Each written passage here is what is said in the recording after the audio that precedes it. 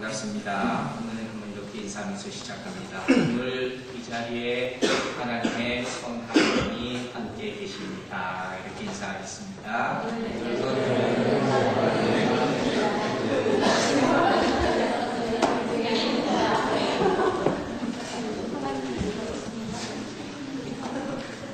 호사다마라는 말이 있습니다.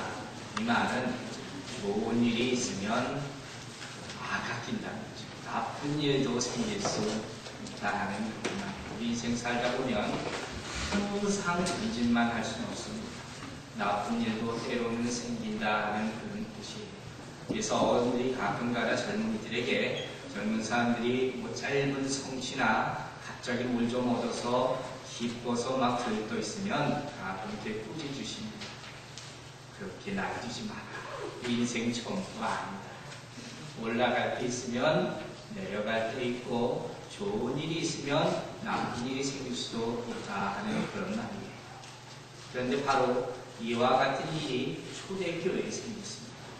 여러분들 초대교회가 어떤 교회입니까? 그야말로 성령 강림으로 인하여 해동된 교회가 초대교회 아닙니까?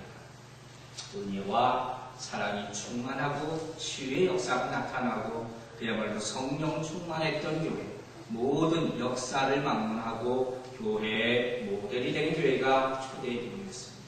근데 이와 같은 교회에 놀라운 일이 생긴 것입니다. 이 이야기는 아마 여러분들 다 아리라고 믿습니다. 그래서 더 안타깝고 더 의아해할 수밖에 없는, 이해할 수 없는 사건입니다. 차라리 이러한 일이 정말 맨날 문제 많고 분열하고 또 이렇게 타락하고 이런 교회에 생겼다면 그래, 그럴 수 있을 것이다 할 텐데 초대교회는 앞서 말했듯이 성령 충만하고 은혜 충만하고 능력 충만한 유무상통하는 그런 교회 아니었습니까?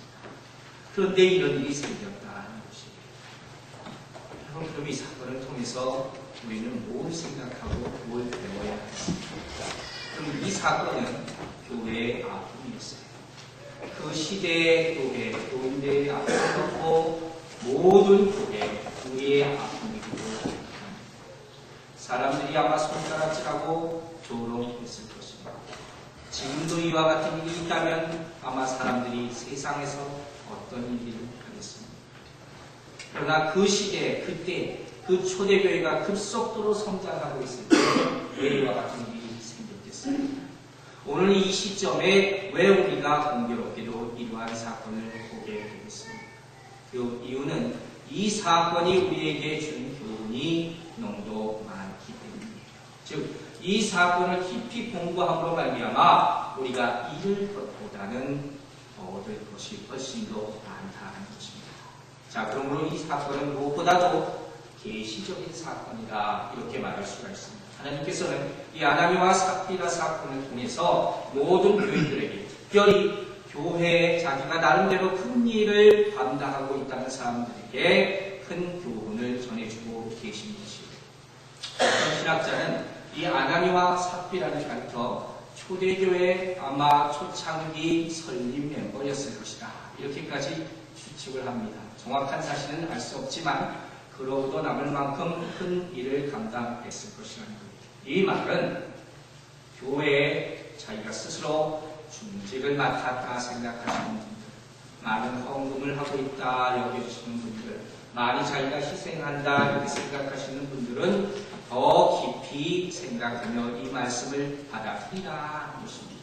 그래서 계시적인 말씀이라는 것이고, 또 하나 이 말씀, 이 사건은 대표성이 있는 그런 사건입니다. 즉, 이 사건은요, 우리 모두에게, 누구에게나 다 일어날 수 있는 사건이에요. 시대를 막론하고 일어날 수 있는 사건이에요. 그러나 일벌백이라는 말이 있지 않습니다. 아나니아와 삽비라가 대표로 저를 받는 것입니다. 그들로 생각하면 그들 입장에서는 안 되는 것이죠. 그러나 대표적으로 그 둘이 벌을 받은 말미암아 우리에게 무엇을 상징해 줍니까? 너희도 그럴 수 있다 하는 것을 얘기해 주는 것입니다. 여러분, 성경에 나와 있는 많은 교훈들은 이와 같은 것을 우리에게 시사를 합니다. 이 말씀을 듣고 그냥 잊어버리지 말고 이 뜻대로 행하라. 그렇지 않으면 너희도 이와 같이 벌을 받을 수 있다는 것입니다. 여러분, 초대교회 아나니와 삽비라가 뭘 그렇게 잘못했겠어요? 아직은 크게 잘못한 것도 아닐 수도 있어요.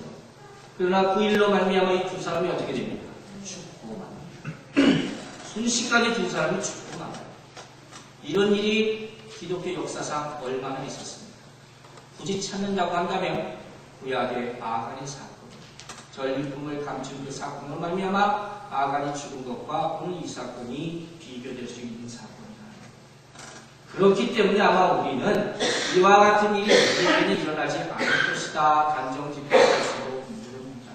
그러나 성경에 이 말씀이 있다는 얘기는 언젠가 누구에게 혹은 우리 중 누군가에게 우리 밖에 있는 누군가에게 이미 이러한 일이 있었고 지금도 앞으로도 일어날 수 있다는 사실을 경고하는 메시지라는 것입니다. 그러므로 저는 여러분에게 부탁합니다. 오늘 이 사건의 메시지를 들으면서 이것이 우리에게 상처를 주려고 하는 말씀이 아닙니다. 우리를 힘들고 시험 들게 하려는 말씀도 아닙니다. 이 말씀을 듣고 하나님께서 나에게 어떤 메시지를 주고 계신 줄 생각하고 내 삶, 내 신앙생활을 돌아보면서 내가 반성할 것은 반성하고 새롭게 나갈 것은 나가자 하는 그러한 우리가 담겨지는 그런 메시지로 받아들이시라 하는 그런 말씀입니다. 자, 오늘 말씀을 통해서 우리가 몇 가지 교훈을 발견할 수가 있습니다. 그 첫 번째는 무엇이냐? 이 땅에 있는 모든 교회는 완전하지 않다는 것입니다. 여러분 인정하시죠? 이 땅에 있는 교회는 다 완전합니다. 근데 어떻게 보면 이게 모순이죠. 사람들이 교회를 왜 찾아옵니까? 여러 가지 선한 것을 보기 위해서, 능력받기 위해서, 좋은 만남을 하기 위해서, 하나님 만나기 위해서 온다고 하는 것이 교회인데 이 교회가 완전치 않다, 불완전하다는 거예요. 그렇다면 교회는 왜 불완전하겠습니까? 이 땅에 수많은 교회가 있는데 다 완전하다 볼 수 없다는 거예요. 왜 그렇습니까? 왜 이 땅에 교회가 불완전합니까? 여러분, 교회라는 데가 어떤 곳입니까? 교회라는 것은 우리가 아는 바와 같이 예수 그리스도를 예수를 구주로 영접한 사람들, 그 성령으로 만나면 거듭난 사람들이 모이는 모임이 공동체가 바로 교회 아닙니까? 그런데 문제는 우리가 이렇게 성령 받고 거듭나서 예수 믿고 구원받았다 할지라도 이것이 완전하다고 얘기할 수는 없습니다. 우리는 완전치 않아요. 겨우 구원받았을 뿐이라고 할 수 있단 말이에요. 때문에. 그리고 계속해서 성화의 과정을 밟아가야 되는 것이에요. 게다가 우리가 구원받고 성령받고 거듭났다 할지라도 우리 안에는 내재해 있는 죄가 아직도 있습니다. 아담이 지은 그 죄의 속성, 그 악한 영이 아직도 있다는 거예요. 그래서 교회라는 이름으로 보이지만 그 안에서 여러 가지 사건, 사고가 있을 수 있다는 것을 기억하는 것입니다. 그래서 교회는 완전할 수가 없는 것입니다. 두 번째 교회가 불완전한 이유는 무엇이겠습니까? 바로 교회의 성장과 믿는 사람들의 모임을 방해하려는 사단의 무리가 이 교회 안에 들어와서 교회 안에서 그 사단의 역사를 일으키기 때문입니다. 그럼 마태복음 13장 24절에서 30절을 보면 또 유명한 알곡과 가라지의 비유가 나옵니다. 교회 안에도 알곡이 있을 수 있어요. 그러나 가라지도 있을 수 있다는 겁니다. 우리는 다 성도라고 부르는 거룩하고 구별된 자라 하는 뜻이에요. 그러나 이름만 성도지 성도를 가장 한 채에 들어와 있는 사단의 무리들이 있을 수가 있다는 거예요. 차라리 안 믿으면 상관없어요. 그러나 사단은 너무도 교만해서 성도라는 이 커플만 덮고 교회 안에 들어가서